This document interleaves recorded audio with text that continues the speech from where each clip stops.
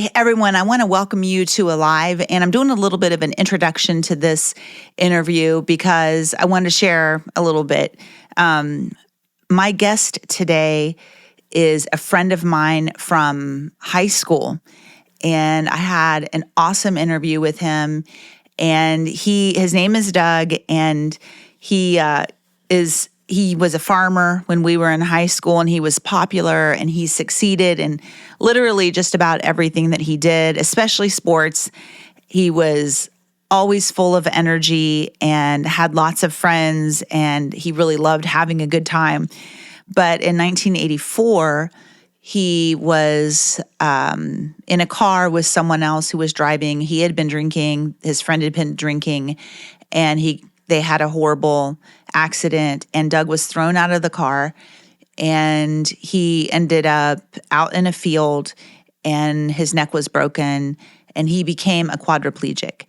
And so for a long time, I wanted to talk to him and interview him, and because I didn't know the full story. I did go see him in the hospital, but then I lost touch with him.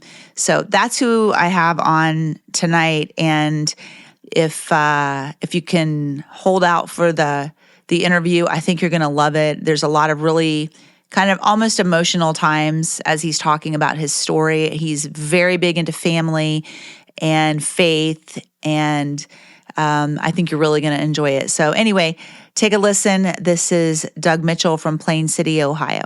Thank you. Doug, I would like to welcome you to Alive today. How are you doing?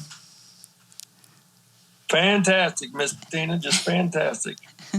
Awesome. I'm great. I mean, it's actually awesome to see you because we were friends many, many years ago in high school. So you don't need to say anything about high school, okay? Just let it go. We were high school mates. How about that?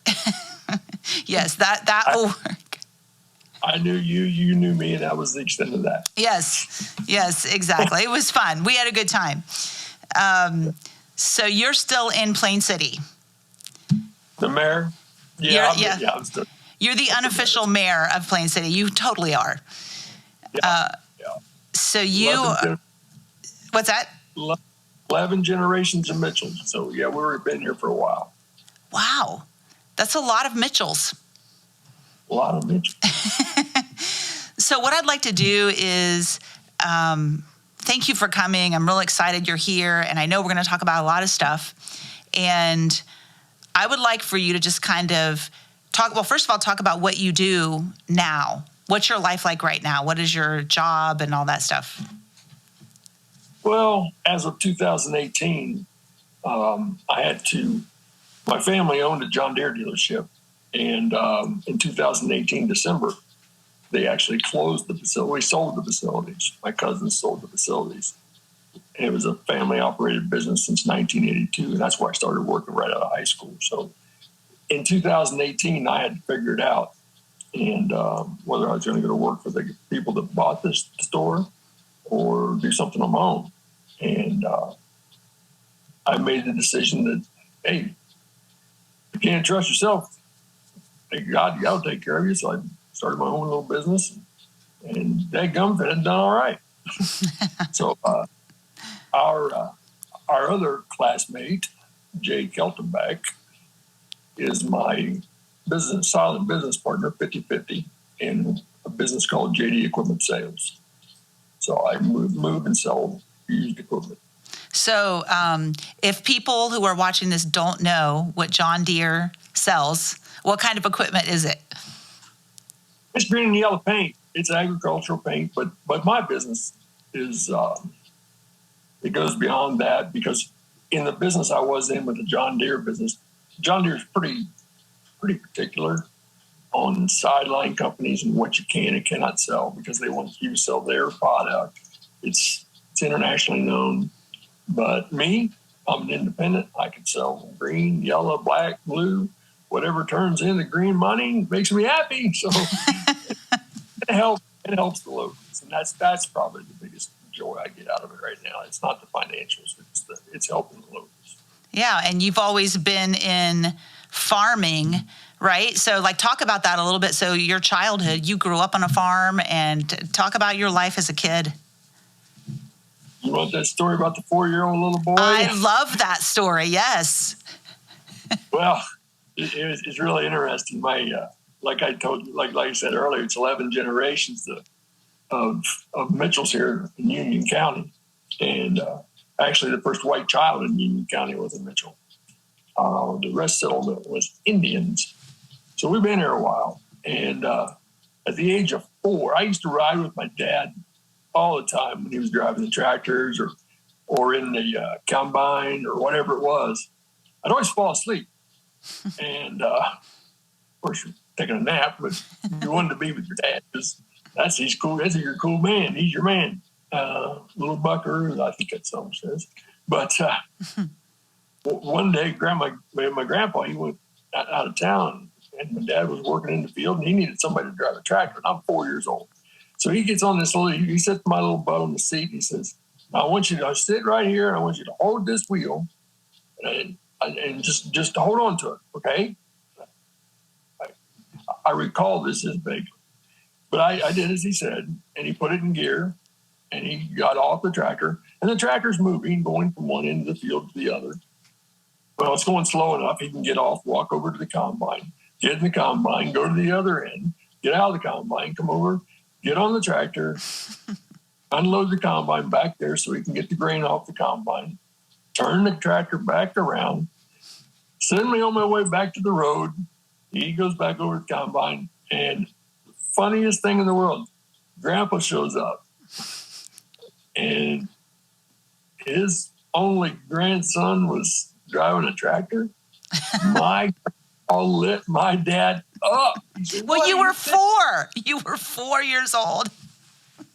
Well, it's a story I'll never forget because I can see my grandpa lashing at my dad, just lashing. I think my next journey on a tractor was like at age 8.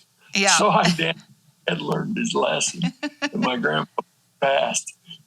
Yeah. Well, you just grew up on a farm. I mean, that was just life that you guys had. What kind of farm was it? Just grain, soybeans, corn. We didn't have any livestock. Well, we did. We did when I was a young kid, but just a few chickens there, a couple of others. Nuisance pets is what we call them because mom and dad made us feed them. Yeah, it's a lot of, right. How many acres of property did you have? Did you farm? We farmed back in those days about 550 acres. Okay. And 50-some years ago, that was quite a bit. Yeah. That was quite a bit. You just posted that picture on Facebook, a picture of your family farm. That was beautiful. Yeah, thank you. And it is home. It is home. And there's a whole other story behind that. I mean, yeah.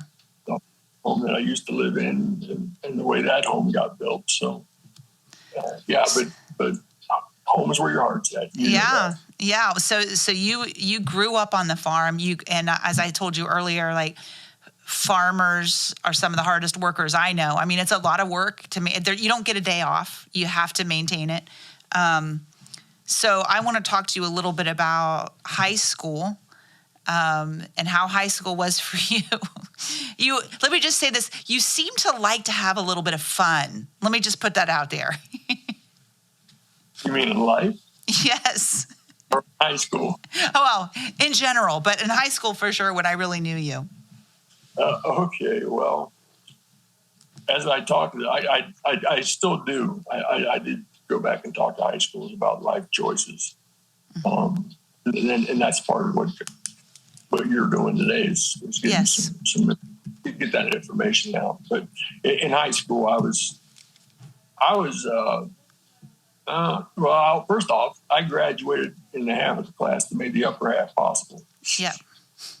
So I didn't study very hard. I didn't have to open a book to pass a test, which is very blessing because I'd probably still be there. And I had a clique of friends that I hung around with, and I might have been just a little bit of an egotistical person, maybe. Maybe. I don't know. Let's see. I was. And that clique, those friends, are still good friends with me today.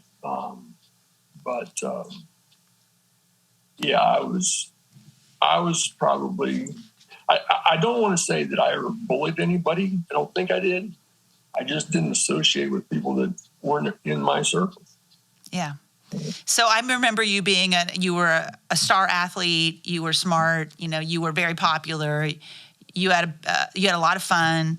One of the quotes you said to me was, you said you were 10 foot tall and bulletproof. That's what you thought about yourself.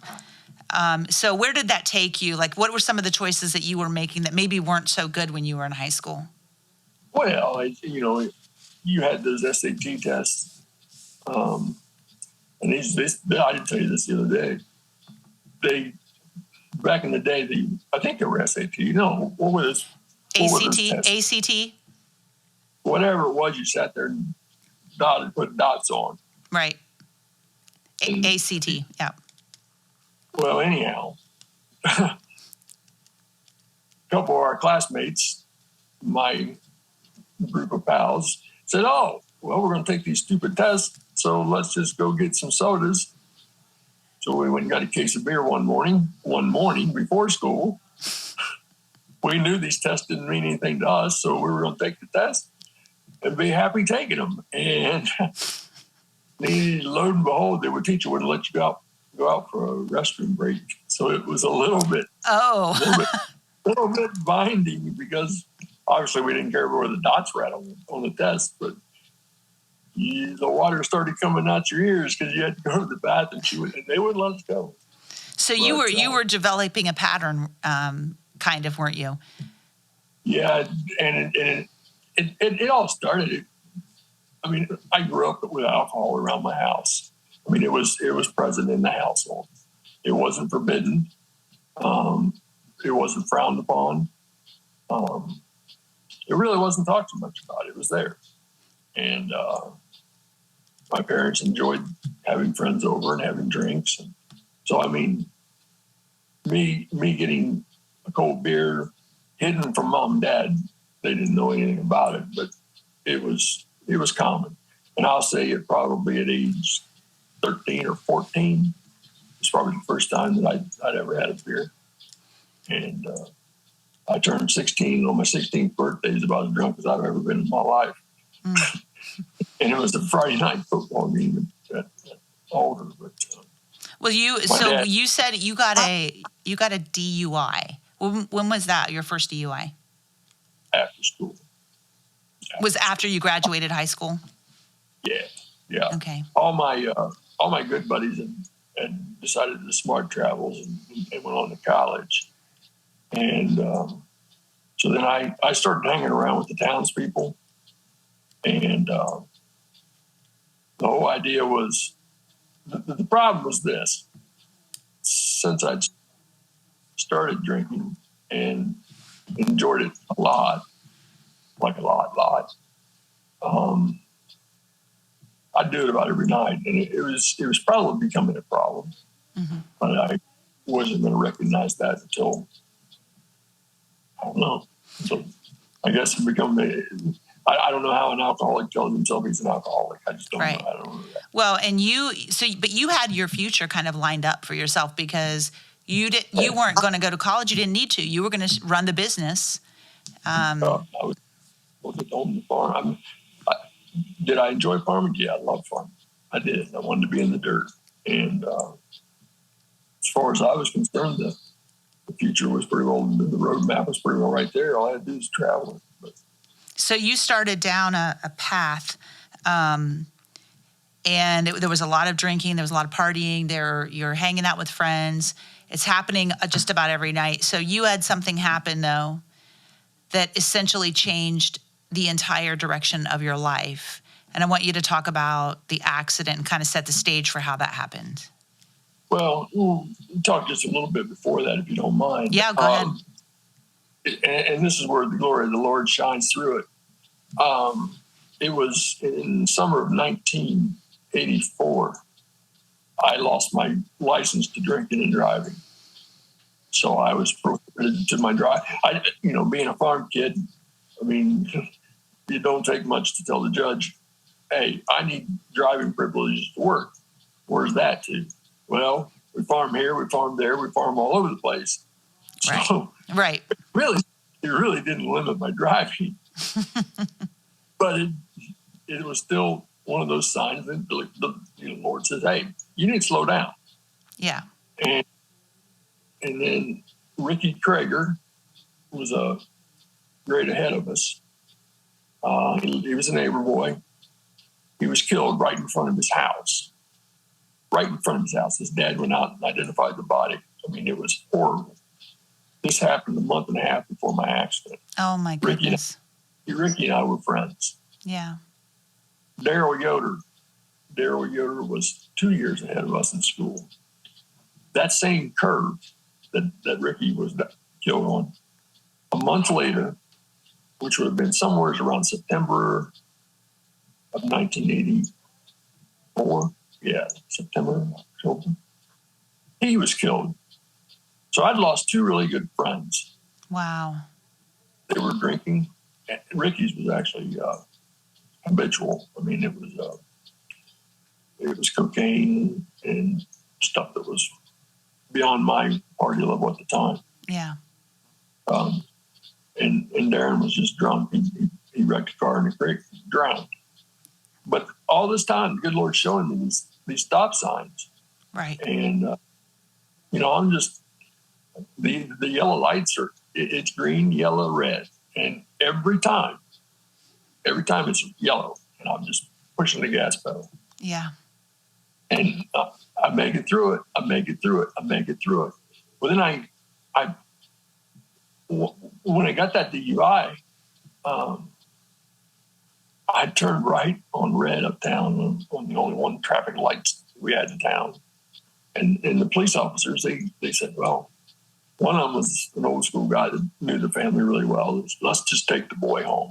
And then there was a young kid that said, hey, this boy needs to learn his lesson. Well, the young boy won. We went to the courthouse, and that's where I got my DUI. Cost me a lot of money, and it cost me a lot of humility because the mayor made a mockery of it. I got an opportunity to sweep streets, community service for 40 hours, and everybody knew that Doug Mitchell was the man. So we'll put him out on Main Street. And I was sweeping Main Street in a green jumpsuit, like I was a jailmate. And all my friends were driving by, beeping their horns. Making fun and, yeah. So, all these signs the good Lord showed me, and I just did not pay any attention. I didn't. Yeah. And so the I think you want to get to that night I got hurt, right? Yeah. Well, I was supposed to go Christmas shopping with my girlfriend, and she canceled on me. Now, Bettina will be really upfront with you about this. I had girlfriends, many girlfriends. So when she canceled on me, I went home and I after work and laid down for a little bit. I thought about it. It's early. I'm going to get up and go grab a 6-pack of beer on a Thursday night, mind you, Thursday.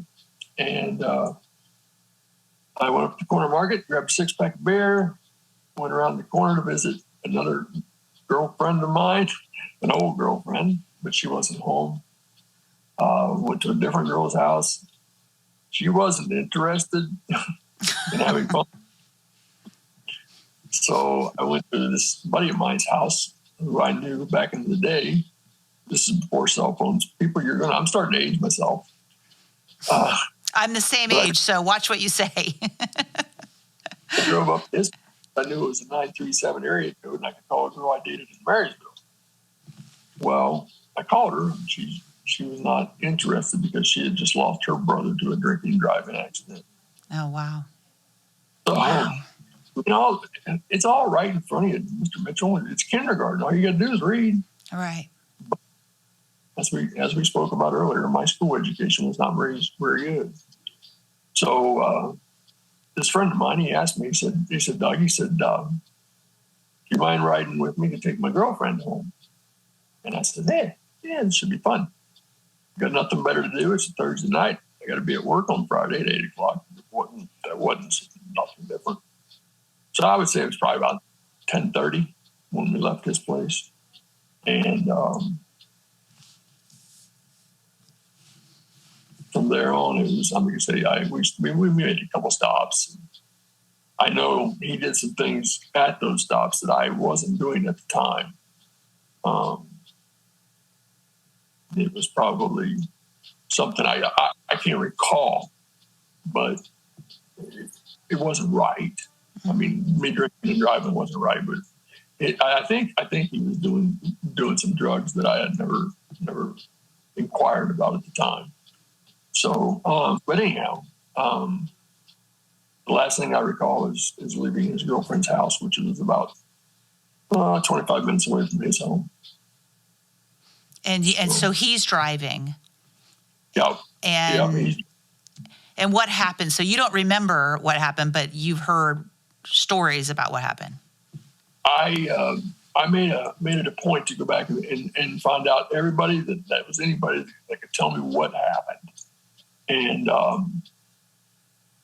of course, the young man that was in the accident, you got a police report. Let's go back to that. The police report said that the truck driver, the driver fell asleep, went left the center, went off this country road. It was a straight road. I mean, straight as a narrow place. At that place, the ditches were deep, so all you had to do is keep driving. But he must have woke up apparently, and he, I would assume, swerved back to the right to get back on the road, knowing that he was in a bad situation. And at the point in time, he'd had a Toyota 4x4, which is back in those days with real tall trucks with thin bodies. And this thing didn't take much, and it flipped it. And it had a sunroof. And it apparently sent me directly out the sunroof into a cornfield and rolled 3 different times. I shared a picture with Tina about that. But he was. We'll put that picture up when we broadcast this, so we can show people what the truck looked like. Well, we were close enough to home and must have been drunk enough that he walked home, and was unable to tell the police that anybody was with him. And like I said, there's a lot of gray areas there. But you were out. You were in the field. Yeah, I'd already been from the vehicle. So you're in the field. So who called the police? Well, that's another gray area. Nobody seems to have that answer for me. There was a house that was right there, and I'm assuming that's where the call came from. But they tried to get hold of my parents, and my parents were not picking up the phones, and obviously the cell phones were not available. But they got a hold of my uncle, who was the man I was working for, and he actually came to the site. They couldn't find me. I mean, they literally could not find me. How long were you out in the field? Do you know, like hours or? I'd say 45 minutes. I'd say because. Oh my goodness. Not knowing, being paralyzed. I mean, obviously, I had to be on my back or my side, because if I was face down, I would. Yeah. Suffer. But apparently, around between 12 and 1 o'clock, there was a squad there, and they'd taken me to Marysville. And you said, let me back up for 1 second. Didn't you say that they didn't even know that there was another person in the car, but the police came or somebody found like the part of your coat sleeve? Yeah, that's right. Yeah, there was a sleeve. There was part of my green jacket sleeve hanging out of the sunroof. Oh my goodness! If that hadn't been there, they may not have even looked for you. Possibly not. And I get it. I mean, I've sat at safety meetings with State Highway Patrol about seat belts and stuff like that. But once you see that picture that Bettina has, I'm not sure how good a seatbelt would have done for me. Now, right? Do I think buckle up? Absolutely, I think you should. But in my case, I don't know. It's like buckle up, but don't drink. You know, how about that? So your parents finally, they got a hold of them. you go to Marysville Hospital, and you said that even on the way to Marysville, that didn't you die or you flatlined? What happened was I went up to Marysville and I was out cold, and the swelling had started to take place. My melon, my head, was getting bigger than it actually already was, and the doctors were really, really concerned about brain trauma rather than any kind of paralysis or anything like that. And they knew it was a small county hospital, that there was nothing they could do. And at the time, the helicopters, they were still flying. They were flying back and forth from hospital to hospital, but it was just too rough a night as far as the fog goes, I guess, or navigate that. So they decided to put me in a squad and take me from Marysville to Ohio State University. And between that ride, it's probably what would you say, 25 minutes? Yeah. Something like that. Apparently, they had to bounce the old hammers on my chest 3 different times because I'd quit breathing.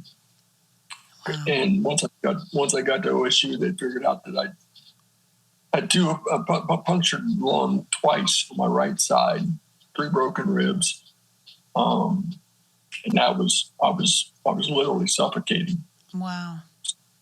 They had to put drain tubes in my lungs and tracheotomy. I can't even say it. Yeah, tracheotomy. Yeah. Put that in my, and it was just a train wreck. I mean, there was more needles and hoses and stuff going on me, and my head was on a bracket where I couldn't move. Were you in a coma, or were you in a doctor-induced coma? It was a coma, and okay. and like I said, the 3 times that apparently I flatlined, that's what I've been told. I can't reflect back on that because some people say, well, I remember that. Well, I don't. So I just have to take what they say. But no, it was my brain had just shut down, and it was whatever causes those comas, and I'd like to tell the story about my pop if I could. Yeah, absolutely. But, when that's appropriate. But, well, I will. Let me interject here first to tell the people who are listening that because I heard about your accident and I don't even know what was going on. I mean, I was kind of in my own nightmare at the time. I was going down some kind of crazy path. But I remember hearing about it, and I drove to the hospital, and I went to see you. And it must have been right after the accident. And because I think you were in a coma, and there wasn't anybody in the room. Maybe it was like late in the evening or something, and I don't know where your parents were. I'm sure they were there, or maybe eating or something. And I remember walking in and seeing you, and it was a really weird, at the time, I was so young, I didn't know what to do. And so I stayed with you for a minute and felt awful. And then I remember walking away and just kind of being overwhelmed. I've always felt bad. I told you, when I was talking to you earlier, that I never told you that, or I never followed up with you. And because it was a lot. It was a lot to see someone who was so vibrant all of a sudden on all this stuff, knowing that you could die. You're not alone. Yeah. Not alone. There was a lot of I don't want to call them so-called friends. They were just they didn't know what to do. So I've learned a lot since then. I have as a person who I've gone through a lot, and I've learned that just to be with someone is really all you have to do. But I didn't know what to do then, so I apologize. But so you're in the hospital. Your parents are now they're hearing some news, and your parents had to deal with some of it. So talk about that. Well, they still, like I said, they still hadn't figured out exactly what the extent of the damage was. They knew that my lung was collapsed. I was on a ventilator, and that's what was keeping me alive at the time. They knew things were not in a situation that was at least looking promising to a doctor, we'll say. And they approached they actually approached my dad. I mean, my mom was beside herself. Mama's little boy was not Mama's little boy. I mean, it was just a mess. So they mentioned to my dad, they said, Mr. Mitchell, you need to think about a few things here. And we just want to be real candid with you. Your son's been through a lot, and we've seen a lot of this in the past. And the trauma that he is suffering, we've seen a lot of more mental problems than physical problems. And you might want to consider, a quality of life is what they call it, and what kind of quality of life your son would have. But my dad kind of looked at them like they were kind of odd because he really didn't understand. He's an old farm boy. And they explained it to him a little more clear. If they pulled the plug on the ventilator, Junior wasn't going to be around much longer. And, of course, I wasn't born or raised in a Christian home. My family, 99.9% of them still aren't Christians. And but my dad could not to this day, he still can't make a quick rush decision. So he said, you're going to have to give me some time. And now this is a story that was told to me. So he took a walk on the Ohio State campus, a couple-hour walk by himself. Now, I have to think that God had to be with him for somebody, because he came back in and he told those doctors, he said, listen, my son's going to live. He's a fighter. He's going to live. And we're going to be with him. And that's a pretty powerful story for someone that, your dad, you look up to your dad. And it kind of tears me up just a little bit telling it, but he knew. I was not the tallest kid on the basketball team. I wasn't the biggest kid, but I'd run through the wall 10 times if you told me to run through it 9. Yes. Yeah, you were definitely a force to be reckoned with. I mean, I can't imagine, though, a parent. I know parents who've gone through that, having to, that weight on your shoulders and seeing your child there and knowing in your mind going, okay, if I remove the ventilator and he's going to die, but giving you that chance. What a difficult decision, but look what happened. You're still here. Yeah, I'll forge forward just a little bit. And this is just a sidebar note. We went to a funeral about, I'm going to say almost 20 years ago. A good friend of ours that graduated 1 year ahead of us from Fairbanks died of cancer. And they had the funeral in Marysville. And it was me, Mom, and Dad. And we actually drove by the side of the road where my accident was at. And I asked my dad, I said, Dad, you ever think about that night? He said, every day. Wow. Oh. Am I allowed to cry on my own show? What are you doing? So you're okay. Oh, it's emotional though. Yeah. So your parents, thank goodness and thank the Lord, they didn't you stayed on the ventilator. You started progressing. When did you find out that you wouldn't be able to walk again and you would have limited? Are you quadriplegic? Is that what it is? Quadriplegic. Okay. Quadriplegic. Okay. That's the story, because I'd finally come out of that coma. It wasn't a induced coma. I came through whatever that fight my dad said I had in me. And like I say, it's easy to look back now and understand that the Lord knew he wasn't done with me. Yeah. I have work to do and still got work to do. But I finally came through that, and obviously I couldn't talk because they had things down my throat, down my neck. It was just, like I said, it was nothing but any kind of communication was done via your eyes. And I opened my eyes, and it just so happened to be, my parents were probably down there, I don't know, 18 hours a day. But one of them was down there 24/7, and they would not leave me. And I opened my eyes, and that would have been about 3 days after my accident. And everybody started getting a little bit excited because, hey, going on in there, the mind stimulated.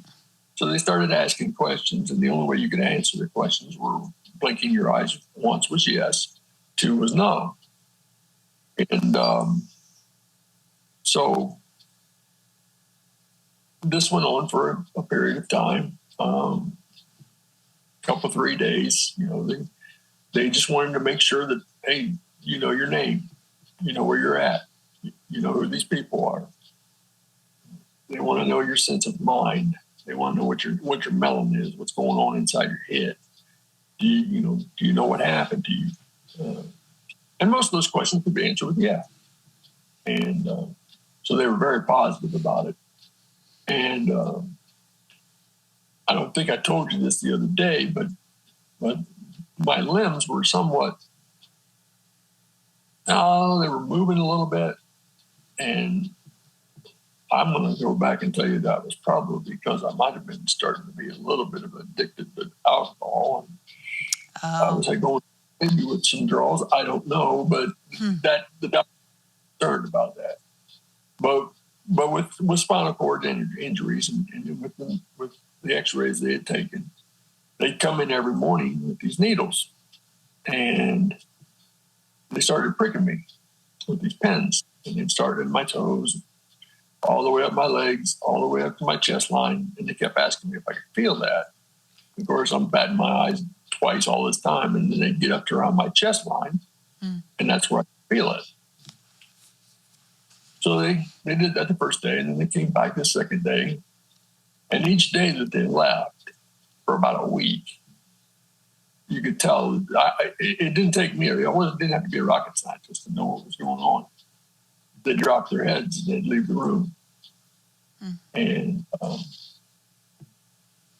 then they broke the news to my parents that there needed to be some more neurological work done to figure out what was going on, because clearly the man's mind he's thinking. He knows what he's thinking. So they had found out that after they ran some more tests and some more X-rays, they found out that I'd severed my spinal cord, split in two between the C6 and C7 vertebrae, which is, you put your hand behind the back of your neck. It's right at the base of your neck. Oh, wow. And it left me paralyzed from the chest line down. Wow. I cannot move one finger on either hand. Obviously, the legs there's no movement in the legs.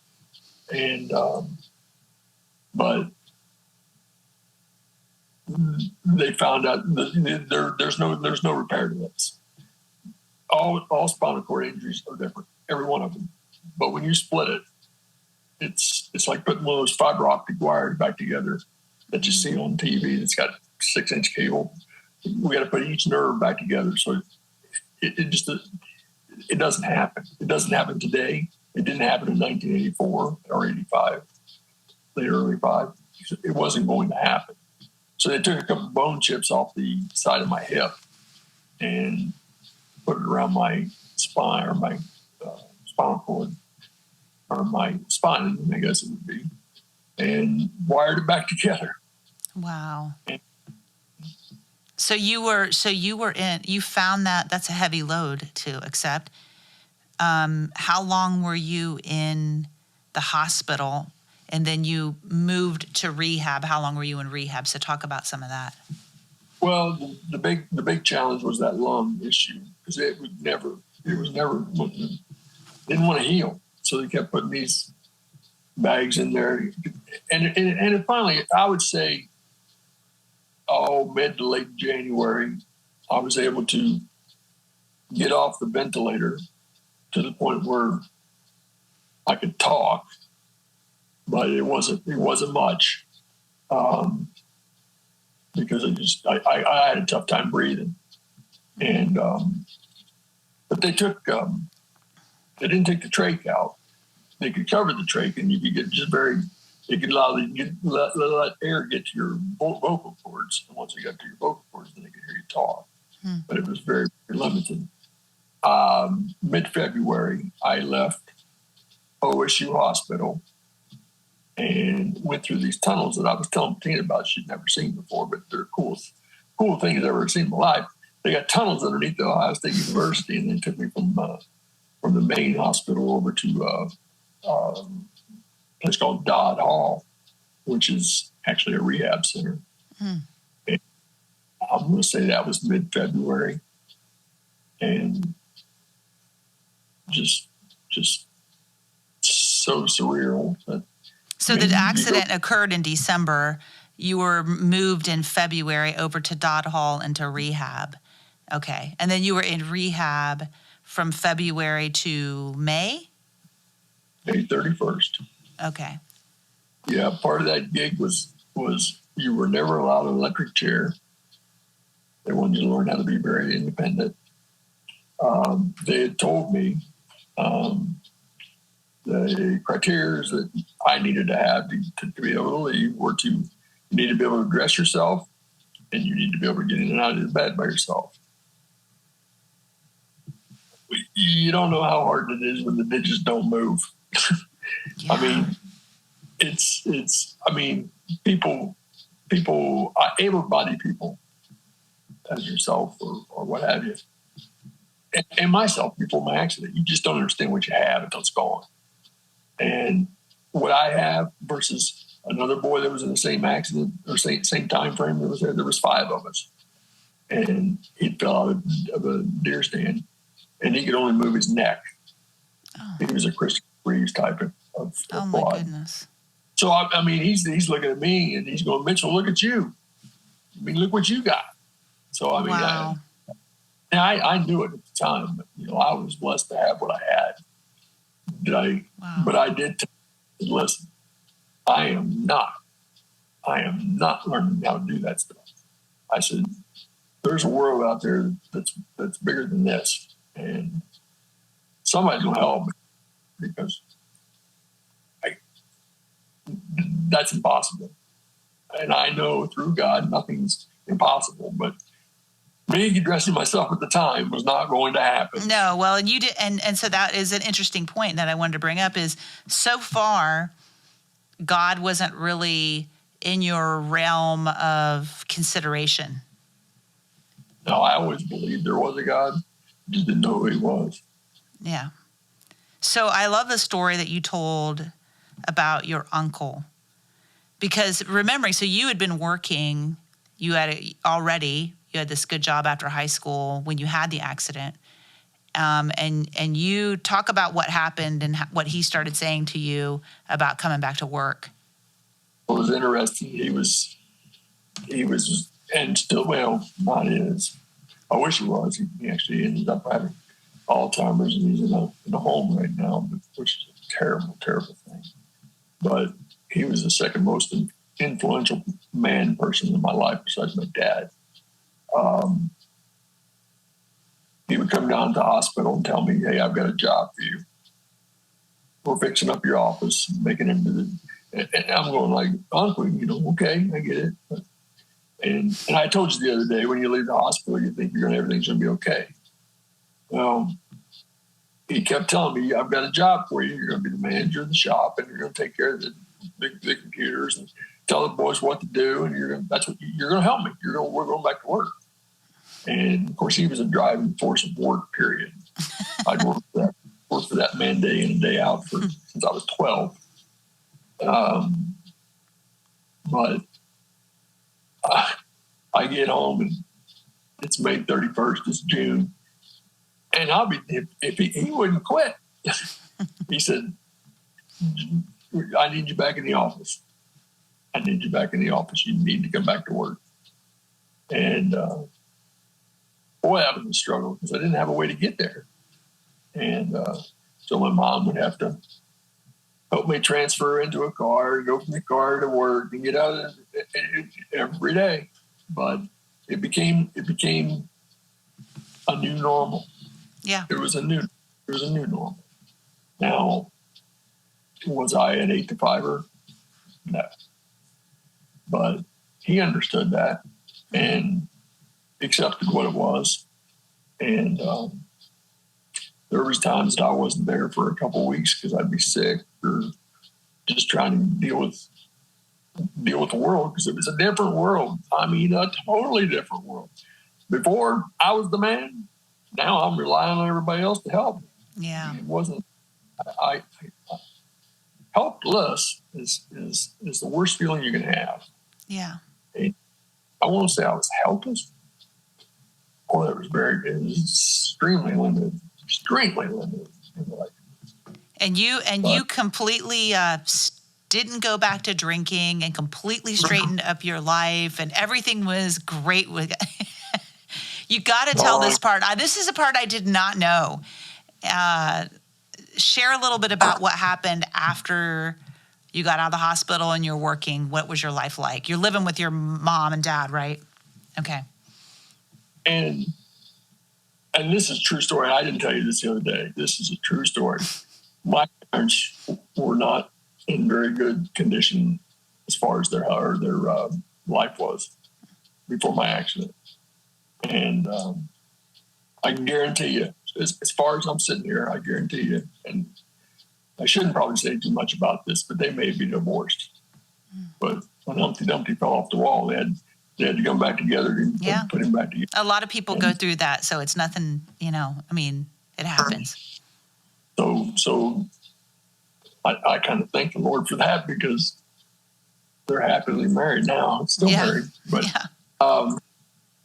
no, to answer your question, did I quit drinking? No, I actually was vice versa. I mean, friends were coming over and picking me up, and it went from beers to alcohol and the pot. And, I mean, it was crazy. I mean, I didn't learn the dadgum thing. Yeah. I guess I was probably feeling a little bit selfish and a little bit of pity on myself. And that was a way to escape for a little bit. And so at this point, you ended up having a van, right? You had your own vehicle. You're driving around. I had that in 1987. Okay.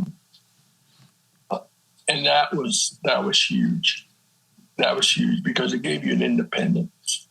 You could go and drive and do what you needed to do.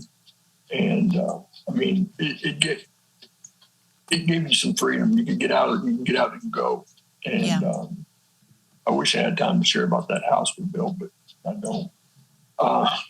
But anyhow, the van gave you freedom, and but it still didn't stop me from drinking. Can you believe that? I'm in shock because you haven't told them yet, like what happened, like all of your drinking escapades with your accidents. So I go to the friend's house, and I'm driving home stone drunk. Yes, after my accident, and there's only one way you can drive that vehicle is without in a wheelchair because there's no chair beside it underneath there. And go around the curve too fast, ran right into a tree at my grandma's house, total dig in van. Lived to tell about that one. Didn't get a DUI or nothing out of that mess. I went around the curve at Jack Mercer's house, which only Patina would probably know. Yeah. And it ended up in the front yard of somebody else's house. Totaled that van, drunker than a skunk.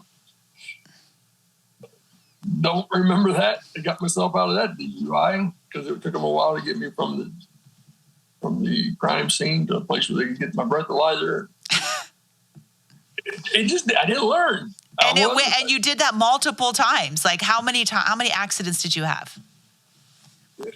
I was thinking that after we get off the phone. I have had about 7 major accidents since my accident. And out of 7 of those, 3 of them were alcohol related. If people don't believe in the grace of God that pursues a person and keeps chasing after them and allowing them another chance, I don't know. Like, you're like the poster child, because at some point you found God, but it took you a while. So, and you also had to have surgery then too. You said that. Talk about that for a minute. Interesting enough, I'd get off work, and the boys always played poker in town at the VFW, and I love playing cards. I still like playing cards a lot, and I'm pretty good at it.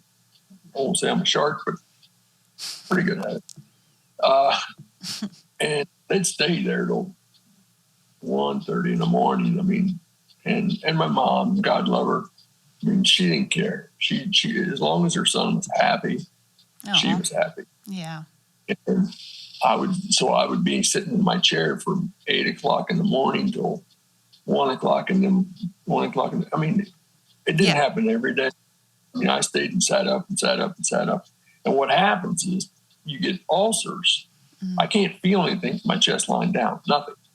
I mean, somebody could shoot me in the stomach with a gun and I wouldn't feel it. I'd laugh at them and probably pass out because of my own blood. But so I sat up too long, and I got skin started breaking down. And my mom knew that how much that just did, that me having to stay in bed to let that heal. She knew that it would just, my mind would not be in a good place. So she overlooked it and overlooked it and overlooked it, and it gets worse and it gets worse. And it's actually what kills people like me, because they get septic and your body goes sick, and then it does. What happened was we finally realized that it was pretty bad, and we went to see a surgeon. And the surgeon said, it was just me and Mom. And he looked at my wound and he said, "You're going to have surgery, son. You're going to be stuck in bed for 6 months on your back or side to side. You can't get up." And my mom fell to the ground. I mean, she was crying. Yeah. And I told her, I said, "Mom, it's not your fault. It's not your fault. I said, don't worry about it. We'll get it. We've done a lot worse." Yeah. And so they scheduled that surgery. And this is the part that I think Bettina wanted to get to. We had surgery, and I went upstairs. And the surgery was what they call a flap surgery. I won't go into details about it, but they just tear your skin down your leg and pull it and flap it over top of it and sew it back together. You just have to let it mend its own ways. And my immunity system is not like yours or anybody else's, so it just takes longer to heal. Okay. But they had asked me when I got upstairs after in recovery if I'd wanted something for pain. Well, shoot. I asked him, I said, "What do you have for pain?" And the nurse said, "Well, the doctors prescribed morphine." And I knew what morphine was. And I knew what morphine did to you. And it was kind of like going to the bar. I said, "Tail them up." And, she said, "What's that?" She goes, "What's that mean?" I said, "Well, how often can I have it?" And she goes, "Well, it says every 2 hours." I said, "Well, I want to see you back in here every 2 hours." Well, it just so happens that, and something else I forgot to tell you, my thermometer broke when my spinal cord broke. I can't tell you how hot. I can tell you it's warm outside. I can sit outside, get a temperature for 106 or 100, whatever it is. I mean, I have to be really careful. But anyhow, I started, but I don't sweat. Unless there's a problem. Yeah. Well, I started sweating profusely. And then this room started going around in circles. And I started seeing things that didn't belong there. And I was like going crazy. I mean, this was a high I'd never been on before. And it was a roller coaster that I didn't want to ride anymore. So I did what I'd never done before. I said, God, if there is a God, take this away because I cannot handle it anymore. I can't do it anymore. And I just pulled the blankets over top of my head. And the room stopped. And that stuff went away. And the lady came back and I said, no more. I'm good. God had answered your prayer significantly. I didn't know that at the time. Right. But it did. Yeah. It did. I mean, and I don't, anytime anybody that wants to speak to me about regret, I have none. But I have a lot of reflections, and I reflect back on that day a lot because that was the first time that he actually showed his hand, his loving kindness toward me. Yeah. That I understood that there was, I get it. And it was the first time you asked. Yeah. And he responded. It's like that story in the Bible where Peter is like walking on the water and he's going out to Jesus and then he starts sinking and he says, Lord, save me. And immediately, the Bible says, immediately Jesus reached his hand down and grabbed him and picked him up. That's what happened to you.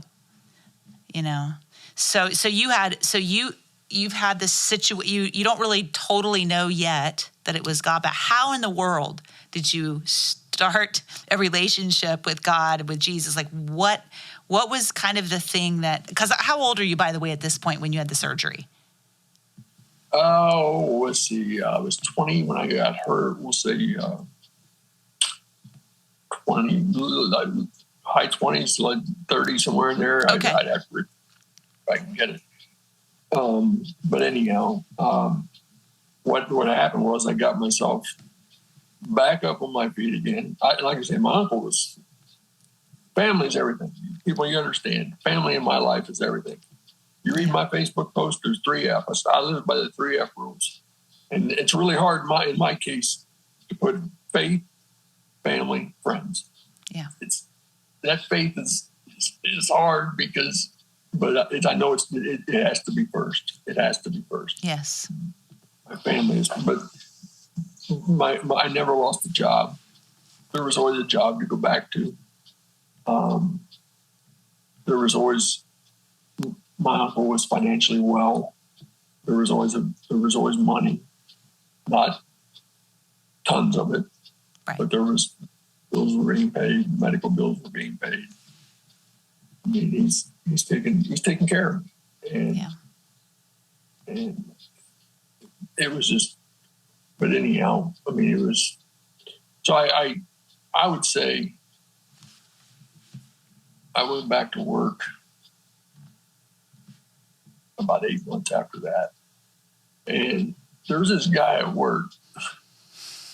He was a salesman. He's actually a parts manager at the time. And before my accident, I was an assistant parts manager and worked under him. And he was different.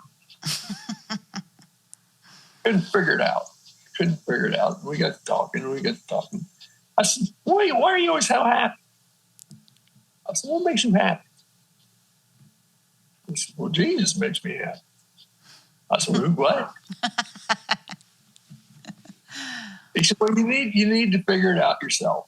He said, you need to figure it out yourself. He said, what you need to do, he says, there's this little pizza place down here in West Jeff. He says, it's a West Jeff Bible Church. It's a non-denominational Bible church. He said, there's a fellow that's a pastor down there. He's there most of the days during the week studying his Bible and preparing for the week's service. And he said, you need to just go down there and see him. Yeah, right. I don't even know nobody about that. But anyhow, I sat in my crawl for a little bit. And finally, I decided to go down and see the man.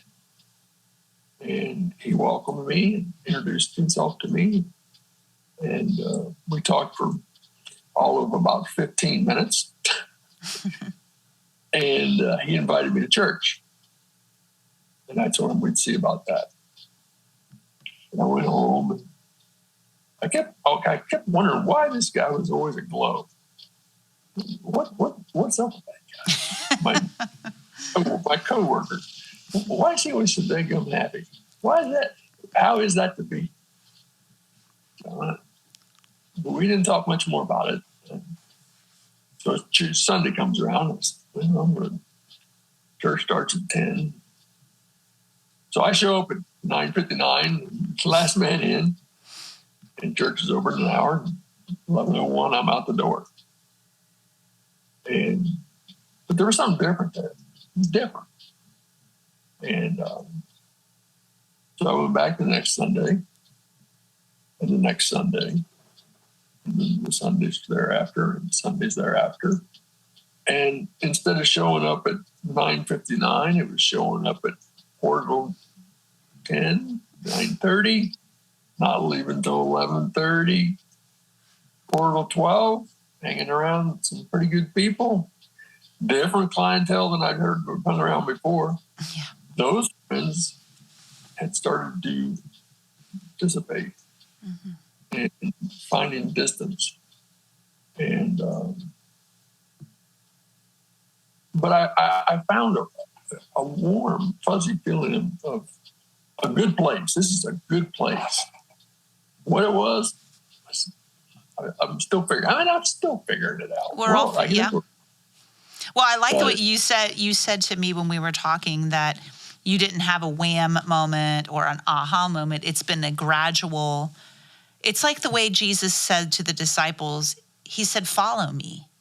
He said, "Follow," which is following the rest of your life, following Jesus. I mean, that's what life is. It's not just a moment and everything is like, some people have a major moment, but some people have this progression. And I think the progression and the following of Jesus is where the strength is. It's not just this thing that happens once and then you leave and go, I'm good. It's an ongoing process. So that's what you've experienced. And as you just mentioned, it's an ongoing procedure. I mean, that's what the Living Word's all about. I mean, he's teaching you every day.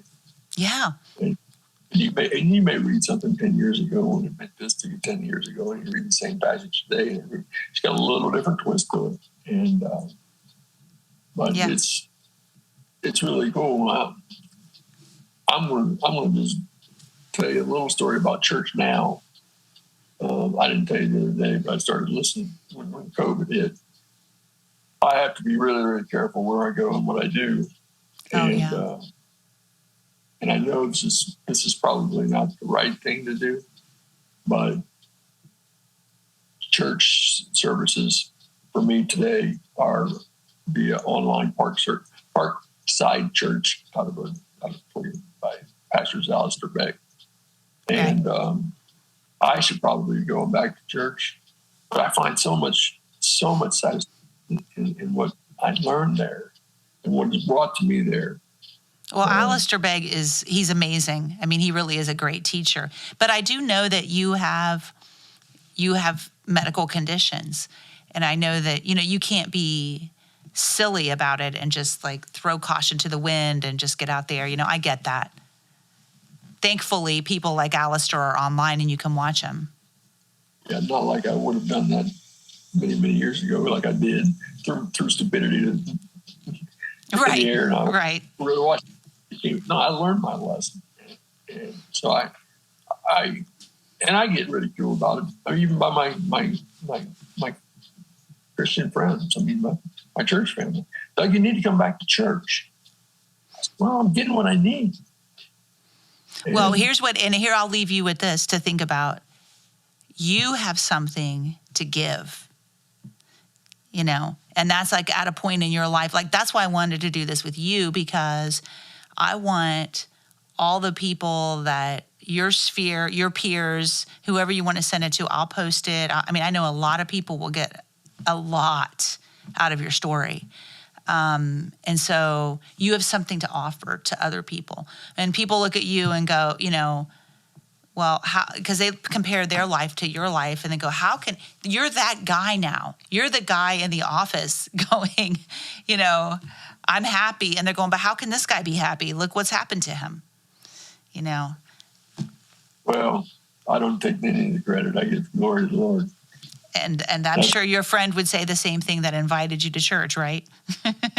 Let me ask you a question because I know we're getting late. I want to ask you, give you the opportunity because you wanted to talk about this, how people talk to you and treat you and the words that we use. You were talking about the word handicapped. Express to us your feelings about that. I don't know. I'm going to ask you to rephrase that question again. Well, you said that you don't like it when people use the word handicap. Well, anyhow, he used that. And I told him, I said, Brett, listen, we're not handicapped. I said, there's two people in this whole world that like the word handicapped. I said, there's golfers and there's bowlers. Everybody wants a high handicap so they can beat their opponent. The word handicap is used incorrectly these days. I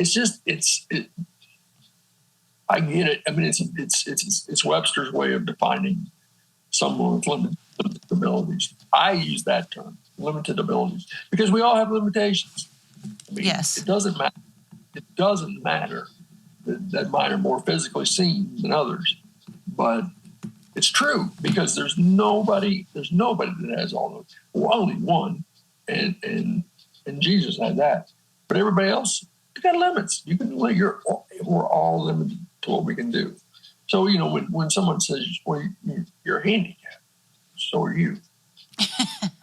Right. I mean, I think this is important for all of us to hear this because how those words can be hurtful, and we need to speak so that we're not hurting other people. And And people look and stare. Well, I see a pretty lady. I look and stare. Right. I mean, is it a sin? Yeah, well, no, yeah. But it is what it is. I mean, I get it. But, you're limited in what you can do. And just stay in your lane, I guess. It's not, handicap's not the word. Yeah. And choiceful with your words, I guess. No, I think that's really good. That's really, really good. And I wanted to give you a chance to talk about that because I can learn from that. Also, in closing, what would you say to someone who is maybe really disheartened about their life situation? You talked a little bit to me about perseverance or like how you've had a lot of lows probably in your life. Now that you know Jesus, what advice would you give to someone who's really struggling right now? Well, there's one thing I've learned in my life, or at least the way I live my Christianity life, is I will not push that on anybody. I would prefer the glory of the Lord to shine off of me rather than out of me. Yeah. And so my witness to them is, hey, look, I have some limitations that don't allow me to do certain things. You may have some as well. I said, but you can't quit. I said, and once you get to a spot where you can move on and move up, I mean, yeah, it may not be the perfect situation, but I don't know who anybody is that's in one. I mean, we all have struggles, as I put so many times on my Facebook pages.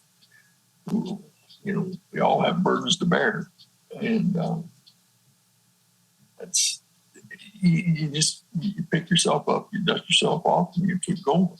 And yeah, it's extremely hard for me because of and I need to share this, and most of my family are not Christians, and they just don't understand how happy Doug can be so happy. Right. And change that I am to the person I was. And I keep asking me, want me to change back? No. Yeah. I mean, throughout your experience, listen, I know why you're happy. I totally get why you're happy. Trust me. I mean, I'm the same. I always say, when I finally learned that Jesus was all I had, I learned that Jesus is all I need. And we literally can get through anything with Jesus. And I'm not talking about just existing. Right. I'm talking about living, and I want to move people from just being people who exist to people who actually live, because Jesus said that he can give us a life and give us an abundant life. And I know I'm not kidding myself. I'm sure you have days where, you're struggling and you're having dark days. But just like the Psalm 23 says, like, even in the middle of the shadows, the valley of the shadow of death, that he's with us. So no matter what we go through, he's with us. But I can't tell you how much I appreciate your candidness and your openness about the story. Like I said, I've wanted to know for a long time what your full story. You told me things that it's been awesome. It really has.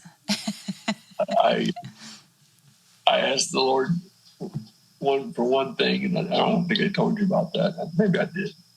I wanted to see how I got 5 nieces and nephews, and I wanted to see them all graduate from high school.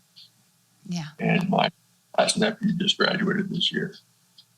So, and something I didn't tell you, when I was in the hospital, they told me 15 to 18 years was a life expectancy.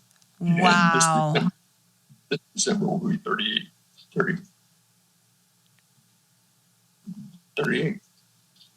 That's amazing. And you know what? Next year, we're having a class reunion. 40 years, right?